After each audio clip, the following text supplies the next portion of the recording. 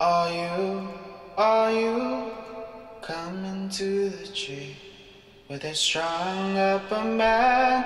They say murder three. Strange things that happen here. No stranger would it be if we met at midnight in the hanging tree.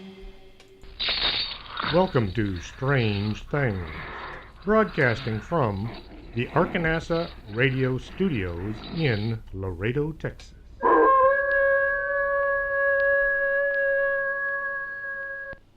And welcome to the show. I'm your host, Chris James. Just wouldn't be a podcast without some kind of unexplained electronical problems, but I guess that's life. It's what I get for not being an electronics wizard. Strange things. They were talking on the Weather Channel Thursday.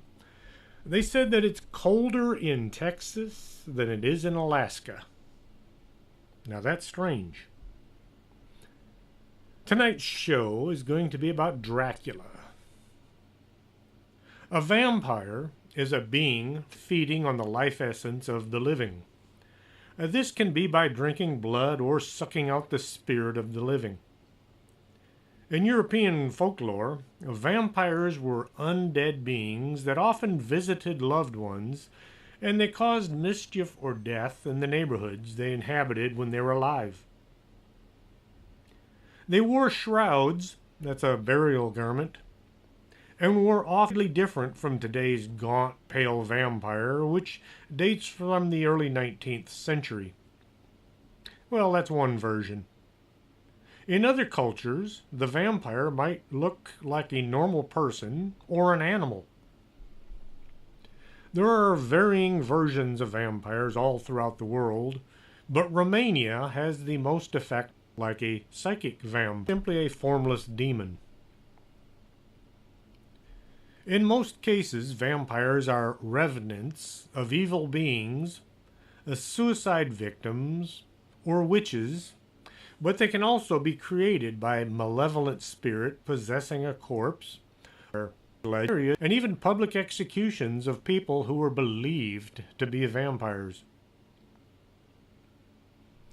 Abraham, November 8th, 1847, in Dublin, Ireland. Again. Anyway, Abraham Stoker was born on November 8th, 1847, in Dublin, Ireland. He was one of those sick kids that was lucky to survive childhood. He was bedridden for his first 5 years of life. By the time he reached college, he had developed a very athletic body, and he was making up for his earlier years. After college, Abraham became interested in the theater. He started out as a critic, writing for the Dublin Evening Mail. After marrying Florence Balcom, the Stokers moved to London, where Abraham became an acting manager and then the business manager for the Lyceum Theatre. In 1888, the theater was presenting a stage play called Dr. Jekyll and Mr. Hyde. The theater was close to the area known as Whitechapel, where Jack the Ripper was sneaking about killing women. Jack the Ripper is known for having killed 5 women. Compared to some killers, he was just a beginner. Well, right now, I'm the Marriott. In the book, Mr. Marriott presents some evidence that Jack might have killed a lot more women and in several countries. Mr. Marriott is a retired police detective who used to work on the murder squad. So he knows quite a bit about homicide investigations. Homicide investigations and re-examining all the evidence that they had back in 1888. It's a pretty good book, and I wouldn't mind getting Mr. Marriott on the show if I can ever get a hold of him. In 1890, Abraham Stoker decided he wanted to become a writer. His first book was The Snake's Pit. Then, in 1897, Abraham began to research Eastern Europe, looking for a suitable location to set his next story. He became interested in the Carpathian Mountains, and he began his story there. The main character, Jonathan Harker, is visiting a castle in the Transylvanian mountains, which are a part of the Carpathian mountain range. Transylvania is Latin for the land beyond the forest.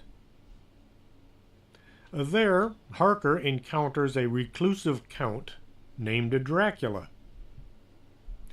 Abraham was shortened to Bram, and the book became a huge success.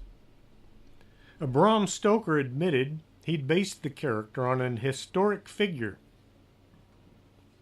Bram made his character a count. This could be because the translation of Vivode was sometimes count or duke, but it was more accurately a prince. Dracula was a count who was formerly a prince. Some of y'all will get that. Vlad I was born sometime around 1370. The records aren't all that accurate as to when people were born, and a lot of them were destroyed. He was known as the usurper because he took the throne without being a legitimate heir. He was the ruler of Wallachia for barely 3 years before being taken captive. He died while in captivity in Transylvania.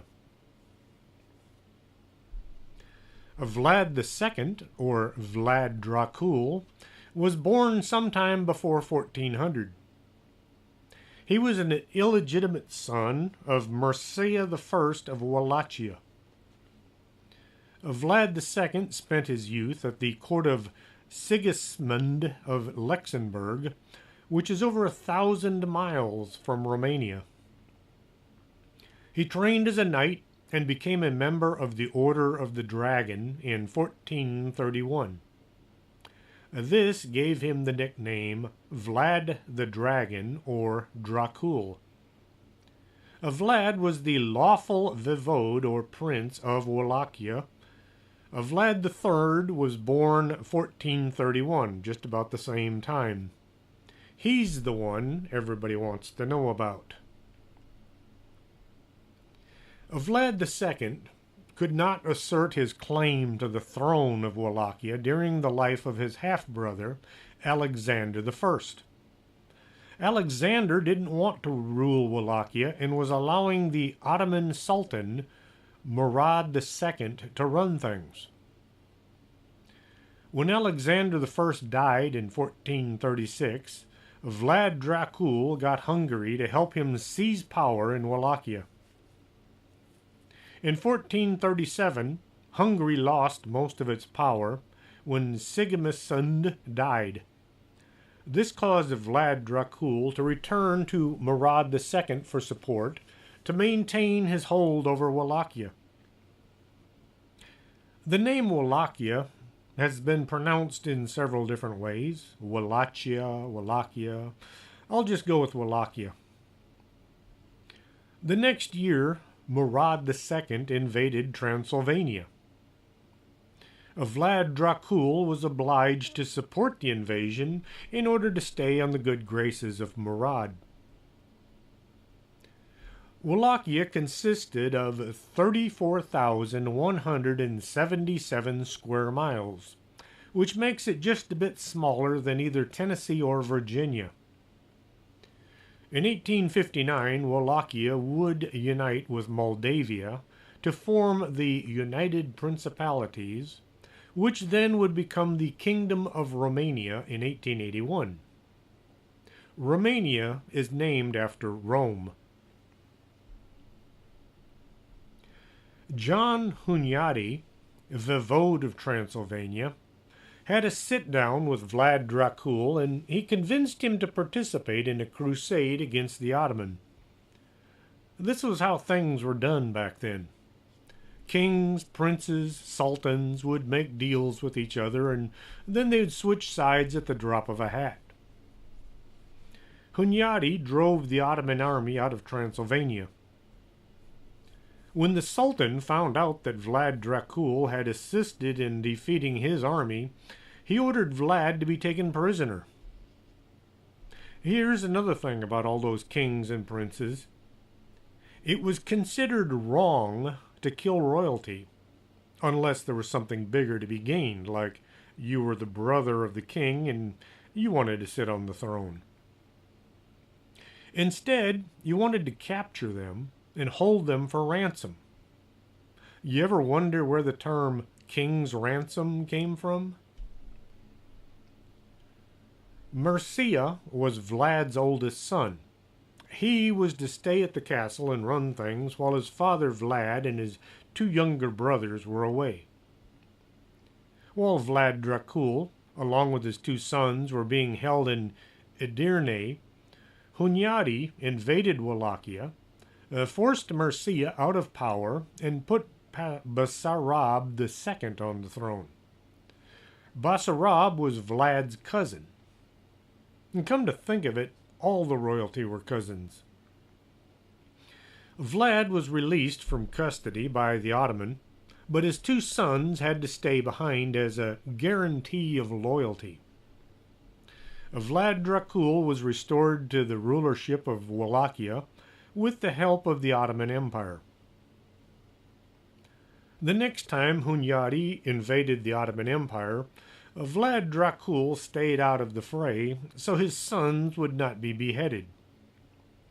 Vlad did send some cavalry troops to help fight, but it was kept quiet from the Sultan. Vlad and Radu, his younger brother, spent their early formative years in Sighisoara, which would be part of Wallachia. When their father took power for the first time, Vlad Dracul brought his young sons to Torgaviste, the capital of Wallachia. I don't speak Romanian. The royal classes didn't take their families around with them all the time. When Dad had to go away on business, say fighting the Turks or dispatching rebels, the family stayed in some castle in what was hoped to be a safe location. And sometimes the families seldom had contact for years.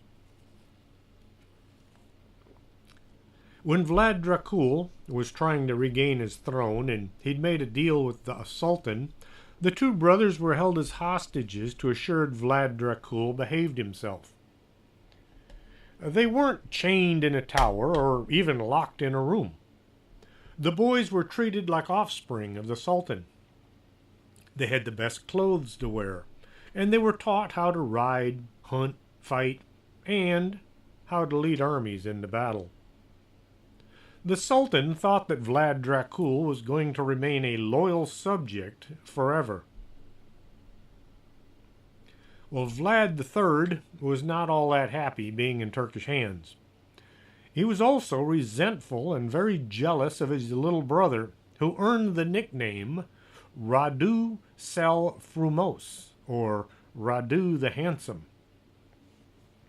Radu was well behaved and quickly earned the friendship of the Sultan's son, Mehmed. Radu eventually converted to Islam and entered the Ottoman service. Vlad, on the other hand, was defiant and constantly being punished for his impudence. It has been suggested that his traumatic experiences among the Ottoman may have molded him into the sadistic man he grew up to be. Consider the time he was living. The Inquisition was going on hot and heavy. The people were being burned at the stake on a weekly basis. Torture was how you got answers. In 1446, Vlad Dracul made peace with the Ottoman. This caused friction between him and Hunyadi, who then attacked Vlad and drove him out of his capital at Târgoviște. Vlad Dracul was captured, and in order to keep him from causing any more trouble, he was killed. The oldest son, Mircea, was tortured blinded, and then buried alive. Vladislav II, who was another cousin of Vlad Dracul, was put on the throne as the ruler of Wallachia. When word of his father and older brother's deaths reached the Sultan's palace, Vlad III escaped the Turks and he took refuge in Moldavia. This is around the time Vlad III began going by Vlad Dracula or Vlad, son of the dragon. What with all the intrigue going on, people killing off princes and royalty in order to gain power, Vlad Dracula sought out his uncle, Prince Brogden, and his cousin, Prince Stefan. They formed a close friendship, promising each other to help out in times of need. In 1451, Vlad Dracula was forced to flee, following the assassination of his adoptive father, Prince Brogden. He reappeared in Transylvania and came under the tutelage of the mighty Hungarian military leader, János Hunyadi, who just happened to be related to the guy who'd killed Vlad Dracul, and also the Hungarian king Ladislas. Vlad Dracula had an older brother, Mircea, that's the guy who was blinded and buried alive. He had a younger brother, Radu III. Vlad also had a half-brother, who was also named Vlad, from his father's mistress, Kaltuna. Later in life, Kaltuna entered a monastery, and her son followed in her footsteps to become Vlad the monk. So we have Vlad the Usurper, Vlad Dracul, Vlad the monk, and Vlad Dracula. Vlad Dracula wanted his father's throne returned to the family. He set about looking for an army he could borrow in order to reacquire the country. He wanted an army that was already trained and ready for battle. Who could he turn to? Well, his little brother was still with the Ottoman. Vlad turned to his former captor, looking for help.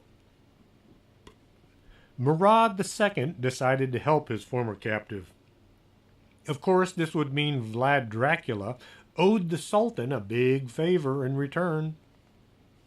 This would usually be paid in the form of a tribute, or sacks of gold coin, and sending the Sultan a few thousand troops to help maintain the empire. Every country under the Sultan's control had to supply troops. And not just the bodies, but you had to arm, train, supply them with uniforms, and maintain them. That meant food. This led to the Sultan's army being made up of men from many countries, dressed in different uniforms and not being able to communicate. This will become a very big problem later on. John Hunyadi and Vladislav II had decided they wanted to invade Ottoman territory in 1448. Since no one was there to run the country, Vlad Dracula waltzed in and took the throne. A slick move at first. Well, then Vladislav came storming back along with his army, and it was time for Vlad to turn and run. Vlad wound up back in the Ottoman Empire, cooling his heels and waiting. In 1453, the city of Constantinople fell to the Ottoman, threatening all of Europe with another invasion. Vlad was charged with leading a force to defend Wallachia from the invasion. This while still being in the Ottoman Empire. Vlad tried to regain his throne once more in 1456. This time he arranged for the Hungarian army to support him. I don't know if it was the different troops or maybe Vlad was more prepared, but this time he was successful. A legend says that Vlad personally beheaded his opponent, Vladislav II, in one-on-one combat. Now Vlad Dracula could sit back and enjoy being the Prince of Wallachia. A boyar was a member of the ruling class, but not through blood. They were kind of appointed, and then they held power no matter what. Kind of like Congress. Once in power, Vlad is said to have invited any and all boyars he suspected of killing his father and brother, and a few he just didn't like, to a sit-down dinner. He had set out a feast for them, and they didn't suspect a thing. Right in the middle of the festivities, Vlad excused himself to step outside for a minute. He then had the doors nailed shut, and the dining hall was set on fire. He killed several hundred men and women he suspected of not being totally on his side. Vlad Dracula was just getting started. There were many old castles strewn about Wallachia. Vlad wanted to use these old structures, but they needed a lot of work. The boyars who had not been killed right at the beginning of Vlad Dracula's reign were rounded up and forced to work on rebuilding the castles. Hard manual labor all day, every day, with the promise of being set free when the rebuilding was finished. In one of the castles, the torture chamber was built right beneath Vlad's bedroom. Once all the work was finished, the prisoners were all killed. Vlad was very bad about keeping his promises. In 1459, Pope Pius II called for a new crusade against the Ottoman at the Congress of Mantua. The Pope had asked Vlad Dracula to keep the Turks out of Europe no matter what he had to do.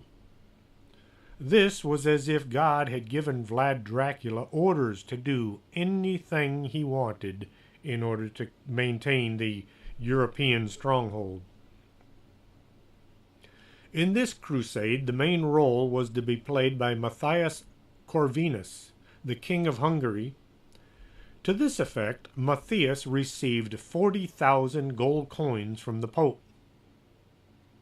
Vlad allied with Corvinus in the hopes of keeping the Ottoman armies out of Wallachia, which was claimed as a part of the Ottoman Empire by Sultan Mehmed II. Later that same year, Mehmed II sent an envoy to Vlad to urge him to pay the delayed tribute of 10,000 ducats and place 500 recruits in the Ottoman forces. The ducat was a gold or silver coin used as a trade coin. Ducats had various metallic content and purchasing power throughout the period, and Vlad was expected to send part of his army to beef up the Turkish army, which was trying to invade his country. Vlad refused, because if he paid the tribute, it would have meant a public acceptance of Wallachia as a part of the Ottoman Empire, even though they had helped him get on the throne the first time. The second time it was the Hungarians, so he no longer felt he owed them anything. Instead of paying the tribute, Vlad had the Turkish envoys' turbans nailed to their heads. Great big sharp iron spikes pounded into their skulls. He said it was because they hadn't removed their hats in his presence. They were then sent back to report his answer to the Sultan. I think his answer was no. In my book, This Sucks, which is a humor, I make mention of this only in a farcical manner. The book is kind of historically accurate, but with a lot of fiction. Humor Meets History. You can get a copy of This Sucks from, where else? Amazon.com. Or if you're in the Laredo area, you can pick up a copy at the Organic Man Coffee Truck. The Sultan had received intelligence reports that revealed that Vlad had moved forces into the area of the Danube. The Sultan next sent Hamza Bey to make peace or eliminate Vlad Dracula. Bey is a Turkish title for chieftain. Vlad, knowing what was coming, went about setting an ambush.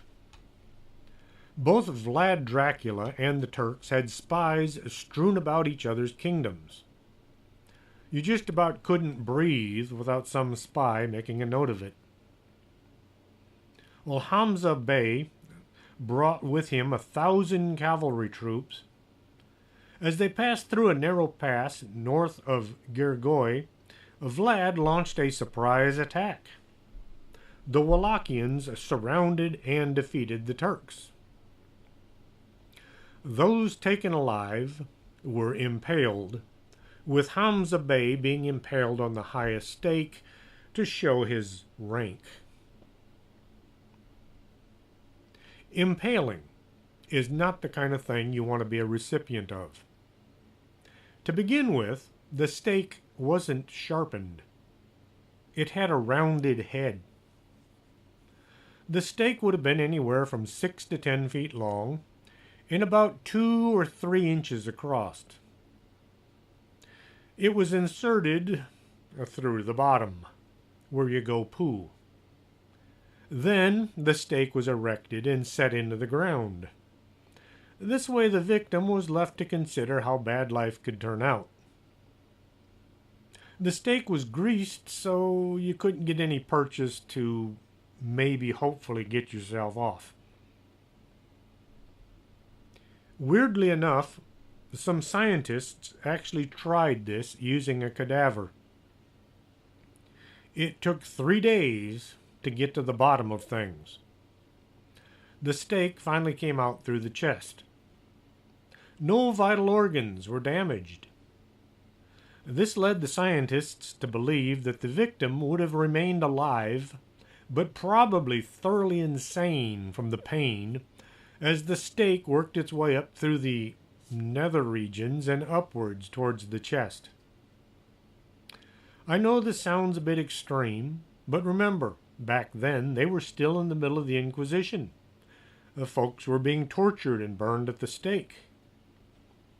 The Inquisition ran from 1233 until 1834, when the last person was put to death by strangulation. You know the term cruel and unusual punishment? You ever wonder where it came from? It was put in our Constitution because of execution methods such as strangulation, impalement, and things like that. There will be no impaling allowed in the United States. This may have been when Vlad Dracula became known as Vlad Tepish, which means Vlad the Impaler. And on that happy note, I'm going to take a brief pause, play some commercials, and drink some coffee. Don't go away. We'll be right back after this. You're listening to Arkanasa Radio.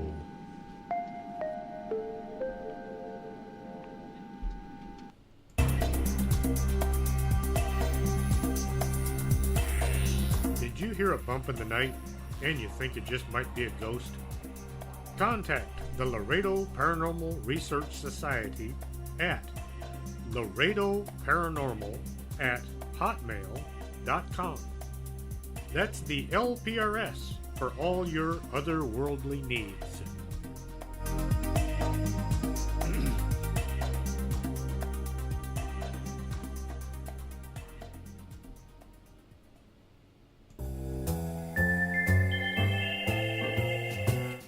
If you need to squint and hold things out at arm's length to see them, maybe you should get your eyes checked. Del Norte Optical, 107 Calle del Norte, is right across from the Embassy Suites. Stop squinting and start seeing.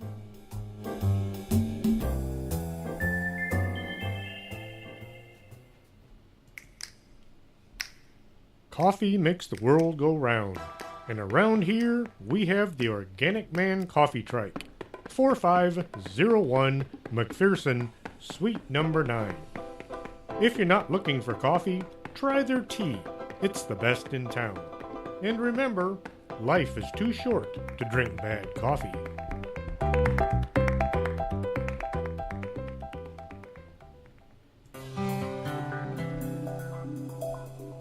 Are you taking care of your skin? Or are you going to wait and see how time treats you? Take care today by contacting Lourdes James, Independent Beauty Consultant, at 956-723-3019. Don't let time get the best of you.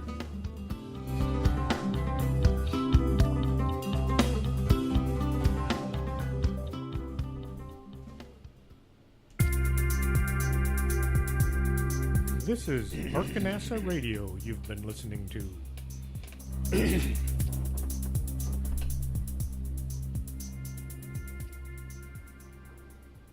And welcome back to the show. Back in the 1400s, no one ever started a war in the wintertime.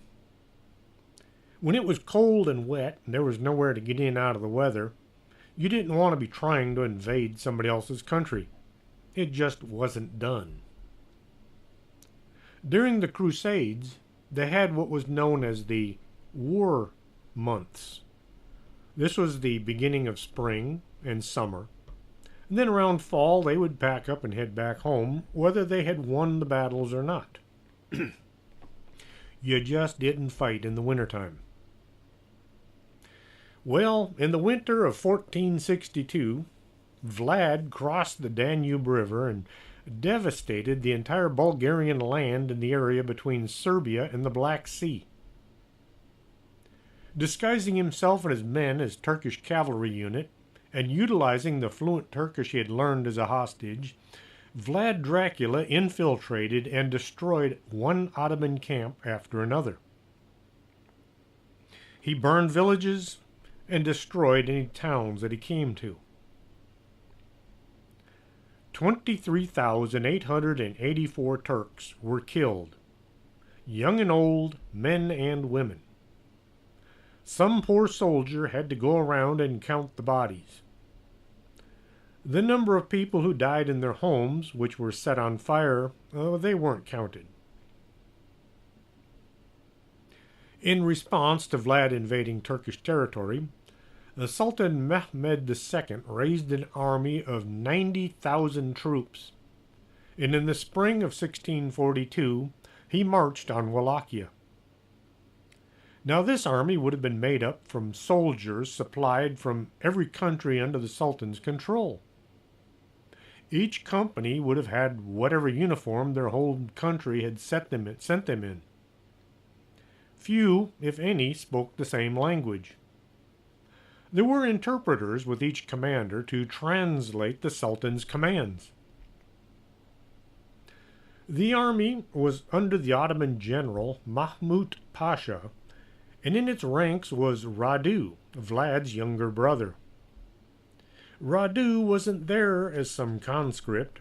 He was one of the commanding officers directly under Mahmud. Vlad was unable to stop the Ottoman from crossing the Danube on June 4th, 1462, and entering Wallachia. So he organized small attacks and ambushes on the Turks.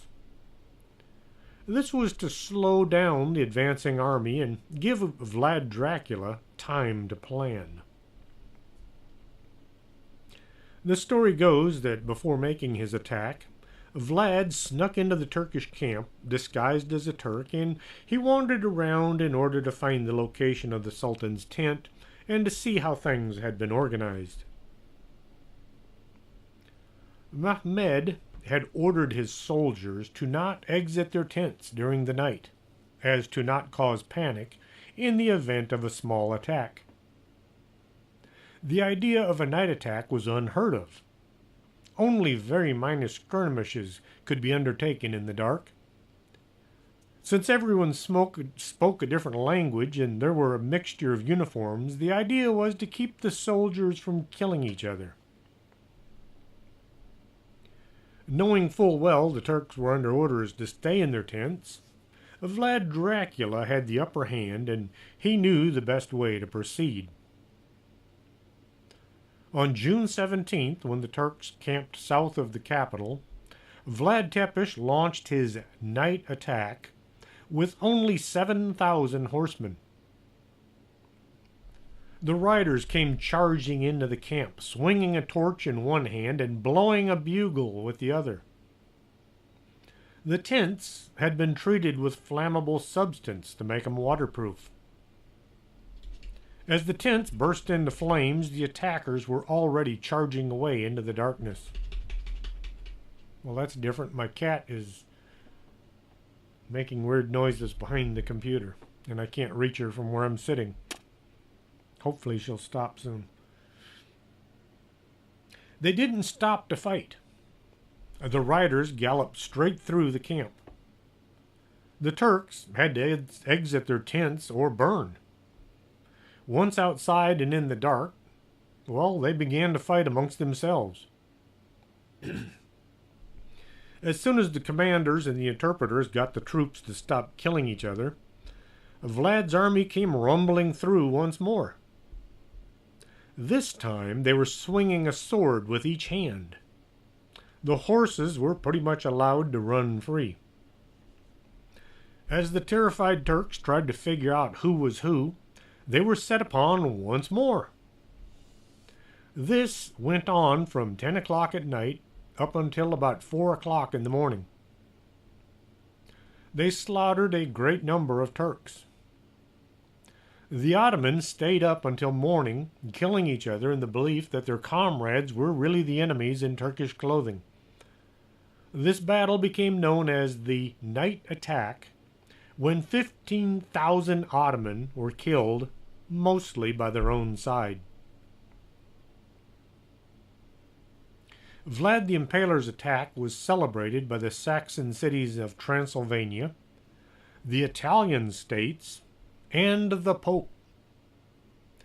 A Venetian envoy, upon hearing about the news at the court of Corvinus on March 4th, expressed great joy and said the whole of Christianity should celebrate the successful campaign of Vlad Tepes. The Genoese from Kaffa also thanked Vlad for his campaign had saved them from an attack of some 300 ships the Sultan had planned to send against them. All of these European countries and states that were all thanking Vlad for saving them, but none of them ever sent him any money. Vlad Dracula asked the Hungarian king for assistance, even offering to convert from Orthodox Christian to Catholicism. Vlad had been raised in the Orthodox religion, which had started in Constantinople back when there were 2 popes in Europe. But that's another story. Orthodox religion spread all the way to Russia. That's why, if you look at a picture of Russia, of Moscow, you'll notice all of these onion-shaped domes. Those were put there back when Moscow was known as the City of Churches. It cost a lot of money to raise and maintain an army. The soldiers were not paid. You served your prince and did as he said, or else. It was only after a battle that any kind of reward was found. It was policy after a battle that the victors would rummage about the corpses and the wounded and remove any jewelry or money. Anything of value was taken as payment for fighting and winning. But it cost money to get weapons to hand out to the soldiers, as well as their uniforms. You also had to pay any knights that were in the ranks. The knights and the cavalry were the only actual trained force on the battlefield. This was how most nobility raised an army. You'd send an emissary into the village and announce, all able-bodied men over the age of 15 are now in the army. You'd supply them with uniforms and weapons, and then march. Vlad Dracula was in a bind. He had few places he could conscribe an army from. So he did what he had to do. A detail was sent out to every village. Anyone, men, women, and children over the age of 12 and under 70 were rounded up and put into uniform. This left all the villages with only the very young and the very old to take care of them. The uniform consisted of a helmet with a fur lining, made it fit somewhat well, a jerkin made from leather, which was padded, that would hopefully stop a sword or an arrow from going too deep. And then each soldier was issued a pike. A pike was a long spear-like weapon with a sharp pointy end, and it had an axe head on one side and a hook device on the other. You could stab, chop, or pull somebody off of their horse. If you were lucky, somebody would show you how to use it before you had to use it. Picture a 12-year-old girl wielding a pike in battle. It sounds kind of weird. I'll bet you never look at the Girl Scouts the same way again. The army was mostly there to march on the enemy and slow down the attackers. The real fighting was amongst the cavalry. These guys would charge across the field at each other and try to scare the soldiers into either running or surrendering. The cavalry was kind of like the armored unit in today's weaponology. Vlad might have had an army of 22 to 30,000 men, women, and children. The Turks had an army of 300 trained men. Vlad Dracula's army was outnumbered 10 to 1. But he had fear on his side. Have you ever heard the saying, "It is better to have an army of sheep led by a lion than to have an army of lions led by a sheep"? Well, Vlad was a lion. The plan was to burn everything and retreat. The army poisoned any wells and laid traps that would kill or injure anybody coming upon them. Armies didn't carry many provisions as they marched. Instead, foraging parties were sent out to gather food for the troops. Well, anything edible had been removed, burned, or poisoned. Napoleon said, "An army marches on their stomach." Since no one had invented army rations yet, the army would scavenge for what they could in order to eat. Well, this slowed the Turks down since they had to send out foraging parties farther and farther each night. These small bands of troops were then ambushed on a regular basis, and many prisoners were taken. During all those night attacks and ambushes, Vlad Dracula amassed a lot of prisoners. Conscripts don't make good fighting men, and they tend to surrender any time things look as if they were about to lose. So Vlad Dracula had lots of prisoners, all working on fortifications, building bridges, tearing down bridges, fixing castle walls. Anything that needed doing was handed off to the prisoners. As the Turkish army was advancing on Târgovişte, the capital, Vlad had all the prisoners assembled in an open field, right in line with the advancing army. Lots of stakes were assembled. And then Vlad Dracula really earned his nickname, Vlad the Impaler. I can kind of picture it.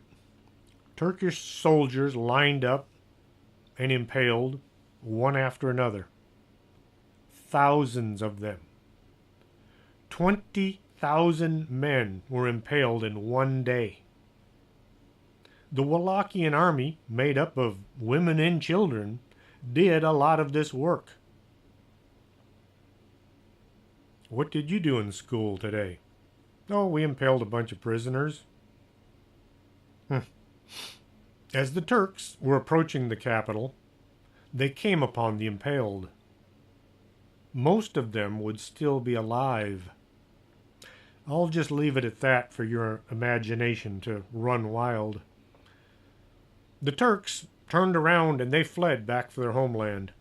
They said there was no way to fight anyone who would do such a thing.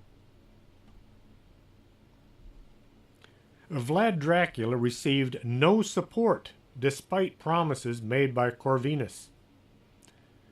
Corvinus had received a huge pile of gold from the Pope to use in the defense of Europe. The gold more than likely wound up being used for lavish parties and paying off debts. Meanwhile, Vlad had to scrape together every dime he had to keep the army together and keep the Turks out.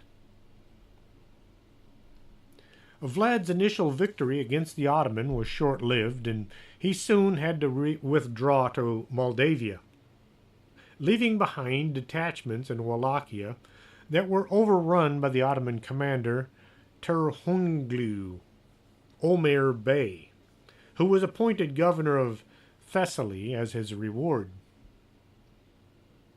The Ottoman administrator, Ali Bey, on behalf of the Sultan, gave Vlad's younger brother Radu his own battalions and the task of leading the Ottoman forces.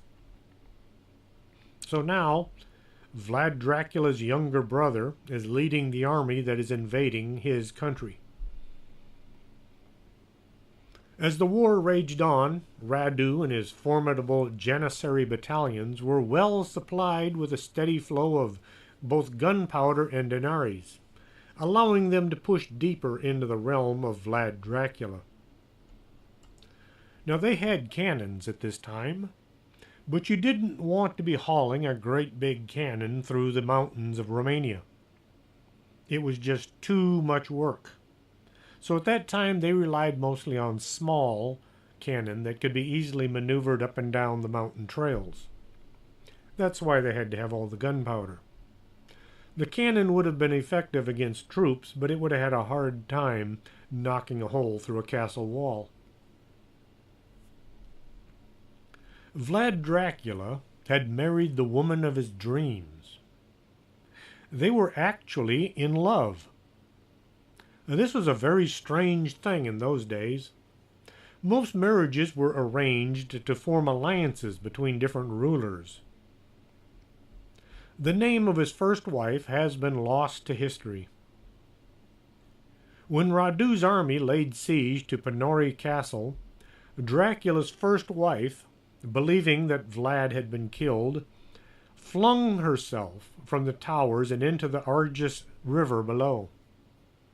She exclaimed she would rather rot and be eaten by the fish than to be captured by the Turks. After his victory, Radu was given the title of Bey of Wallachia by Mehmed II. Dracula's defeat at Panori was due in part to the fact that the boyars, who had been alienated by Vlad's policy of constantly undermining their authority, had joined Radu under the assurance that they would regain their privileges. They may have also believed that Ottoman protection was better than Hungarian protection. By September 8th, Vlad had won another 3 victories, but continuous war had left him without any money, and he could no longer afford to pay the mercenaries he had hired. In the early 1460s, the Hungarian king became focused on the possibility of receiving the title of Holy Roman Emperor, and so he tried to end the anti-Ottoman crusade in Eastern Europe.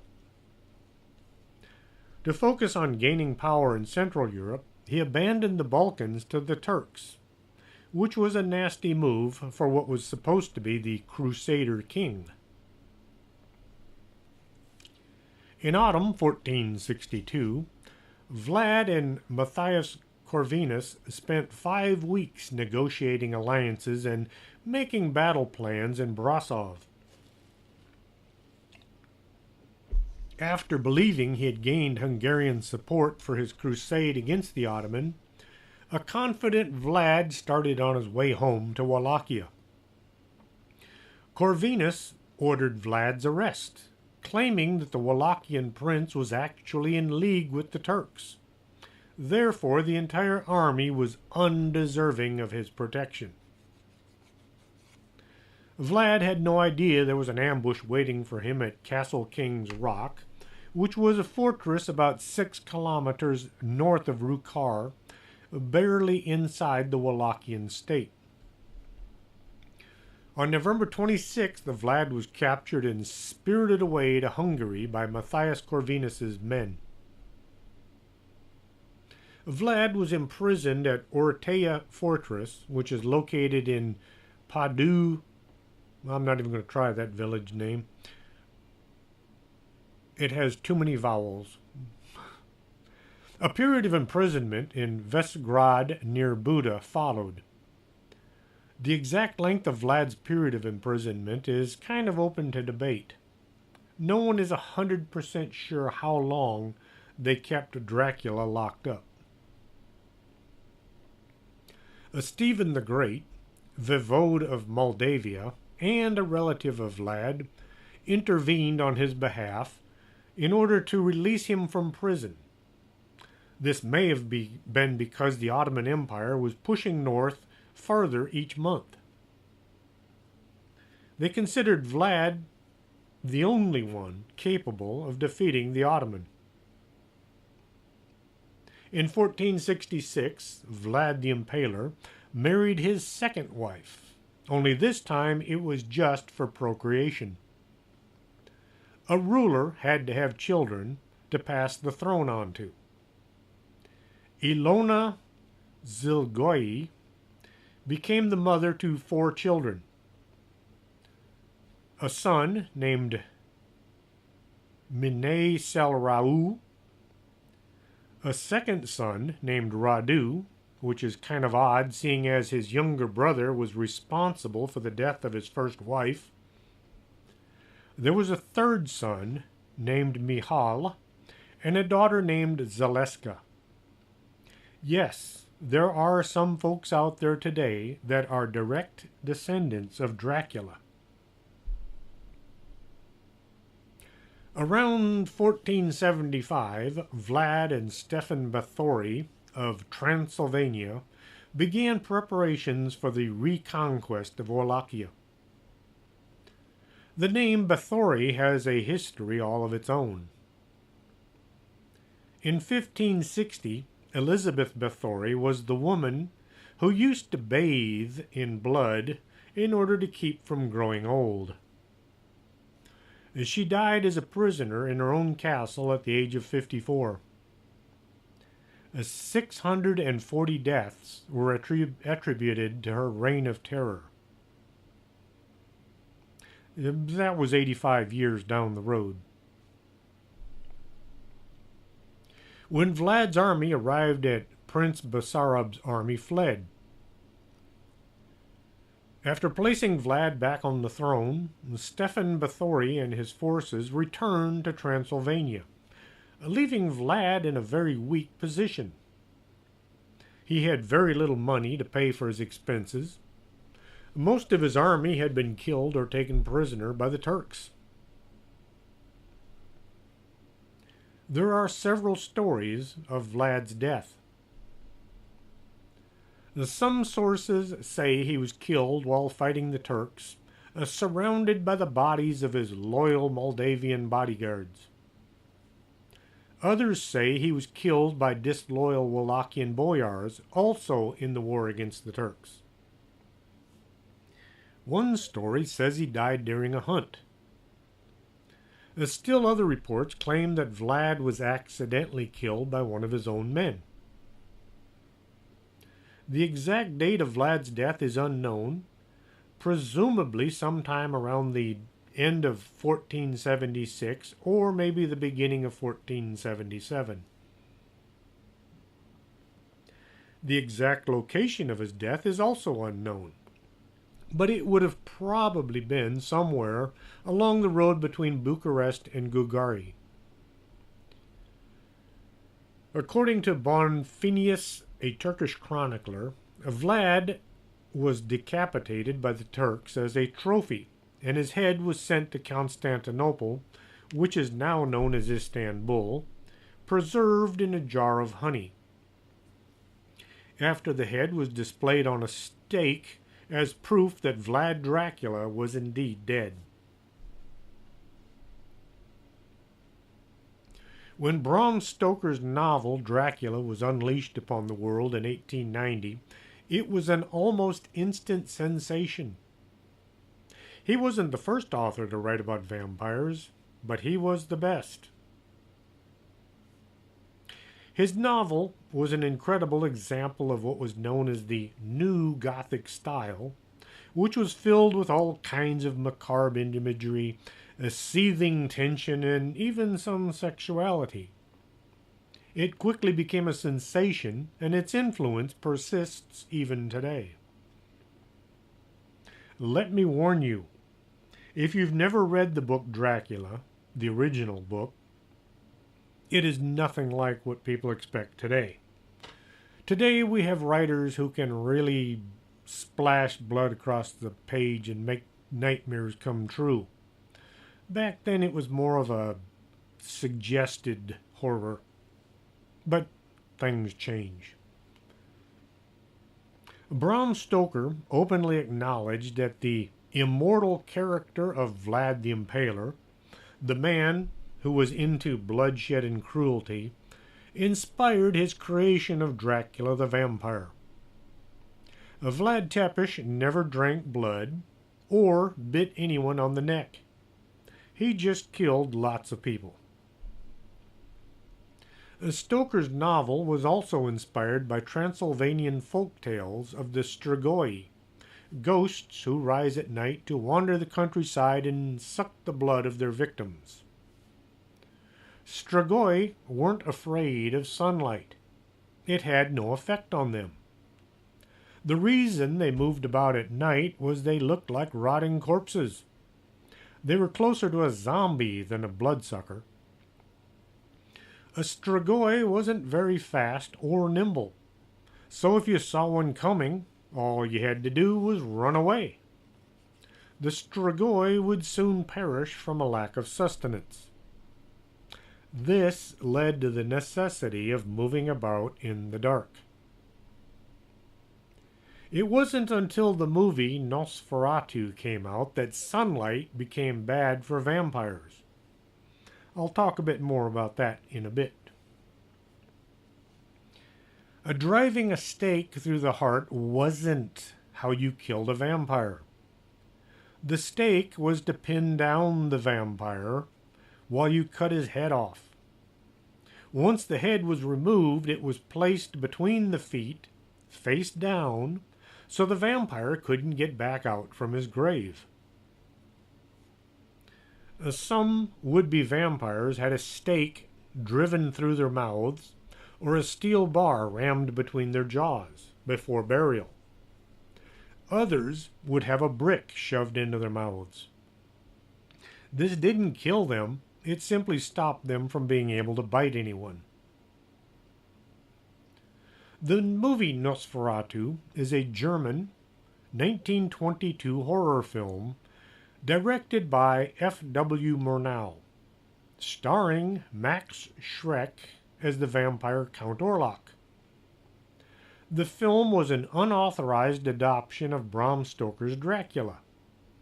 A few names were changed, but it was the same story. Well, this was a copyright infringement. Even though they changed a few names, if you watched the movie and read the book, it was the same story.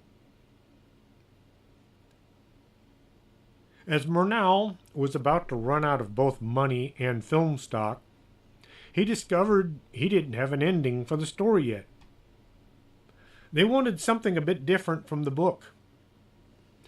It was suggested that the vampire be lured into the heroine's bedroom and die as the sun comes up. This was then the idea that vampires couldn't stand sunlight.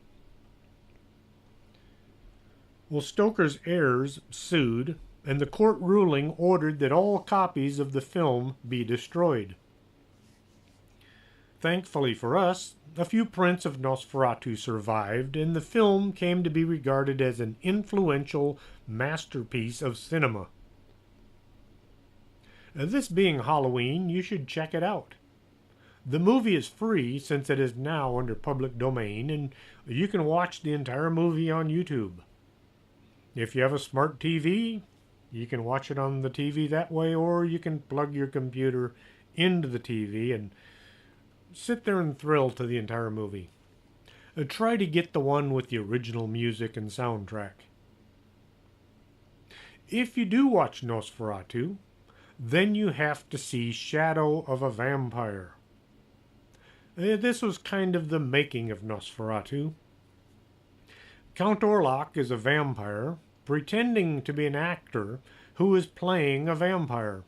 What more can I say? Bela Ferenc Dasso Blasko was born in Lugos, Hungary on October 20th, 1882.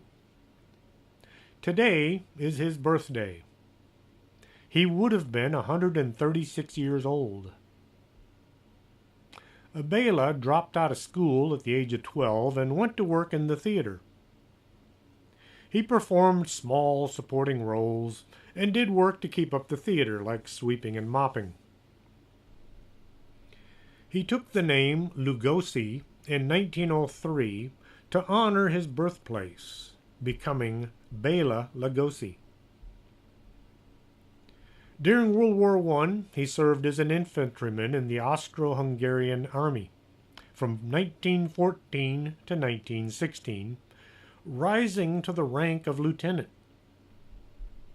He was awarded the Wound Medal, which is kind of like our Purple Heart, for wounds he suffered while serving on the Russian front. He then returned to the theater and he played some small parts on the stage of his native Hungary. Lugosi got his first role in film in 1917. He had to leave the country after the failed Hungarian Communist Revolution in 1919. Lugosi had been a member of the theater union, and the people in charge just simply assumed that anybody in the union was a communist. He fled to Germany. He acted in several films in Weimar, Germany, before deciding to move on to the United States. Lugosi left Germany in October 1920, intending to immigrate to the United States. He entered the country in New Orleans in December of 1920 as a seaman on board a merchant ship. He made his way to New York and was inspected by immigration officers at Ellis Island in March 1921. He declared his intention of becoming a U.S. citizen in 1928, and in June 26, 1931, Bela Lugosi became a citizen of the United States.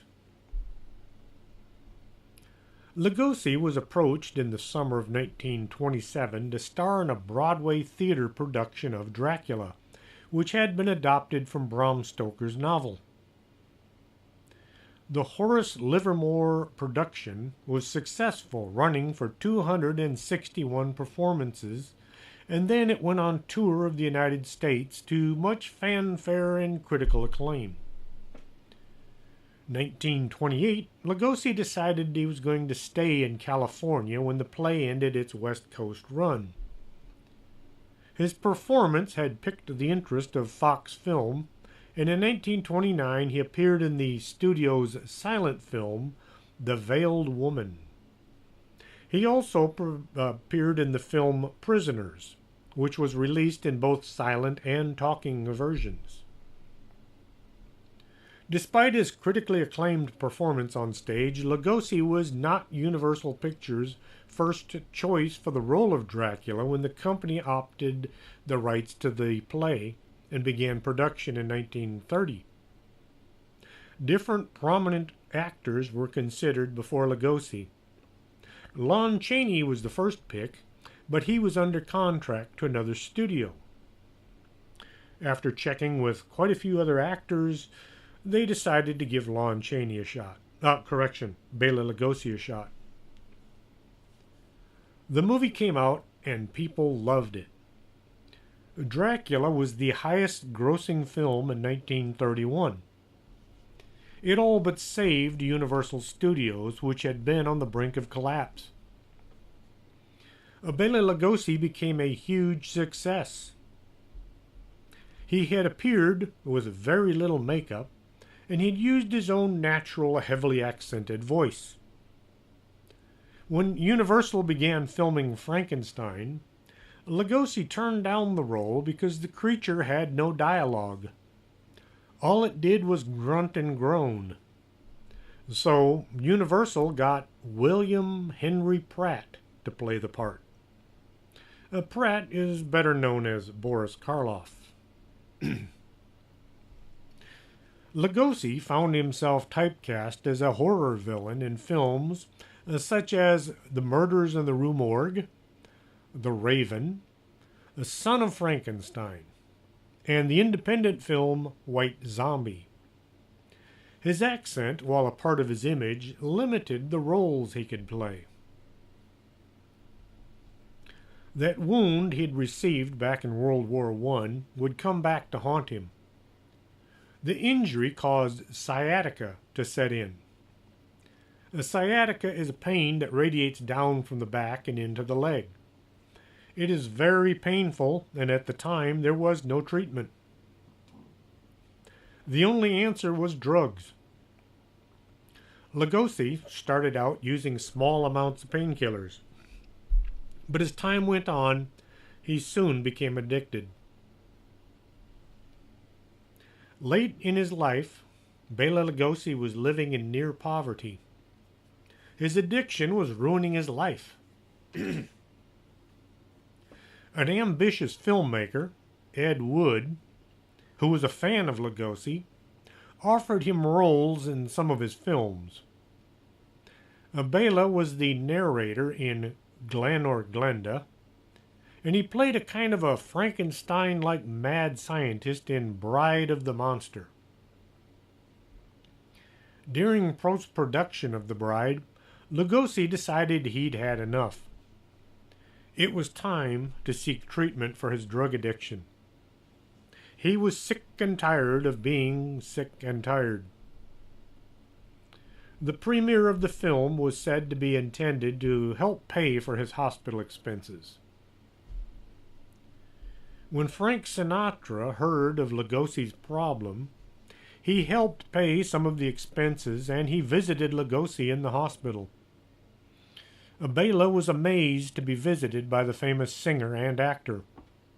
They had never met until the treatment had begun. Bela managed to get off the opioids he'd been addicted to.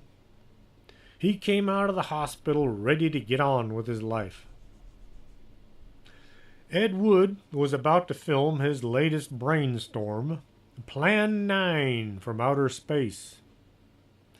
If you haven't seen it, I won't say that you should.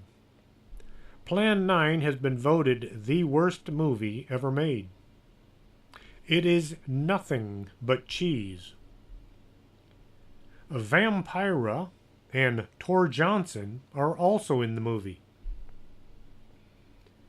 Halfway through filming, Bela's health took a turn for the worse.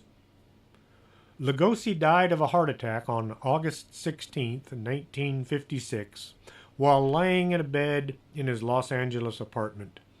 He was 73. Not wanting to have to reshoot the movie, Ed replaced Bela with his wife's chiropractor, Tom Mason, as a stand-in for Lugosi, even though Mason was taller than Lugosi and he bore absolutely no resemblance to him whatsoever. He didn't even have dark hair. To disguise Mason, he simply held the cape up in front of his face. Bela Lugosi, meanwhile, was buried dressed up in his Dracula costume, cape and all. Way back when I was young, our family would take in a movie on occasion. The term "these coming attractions" or approved for all age groups hadn't been invented yet. There were no movie codes. They would show movies coming out in the following weeks. Dracula, starring Christopher Lee and Peter Cushing. Horror of Dracula, starring Christopher Lee and Peter Cushing. The Blood of Dracula, The Bride of Dracula, etc., etc. They would splash a bucket of blood across the screen to show how gory the movie is going to be. Of course, the previews were usually far bloodier than the movie, but these were the movies I wanted to see. Eventually, I did see them all several times, usually on Movie Macabre with Elvira at midnight. Elvira got into a bit of trouble from Vampira, or Malia Nurmi, who said she had stolen her persona. March 31st, 1989 decision, the case was thrown out, lacking any evidence that Elvira was using Vampira's character, although they do look an awful lot alike. In Hotel Transylvania 2, they had Dracula, played by Adam Sandler, and Vlad, played by Mel Brooks, and Bela, played by Rob Riggle. Vlad Dracula, Vlad Tepes, and Bela Lugosi.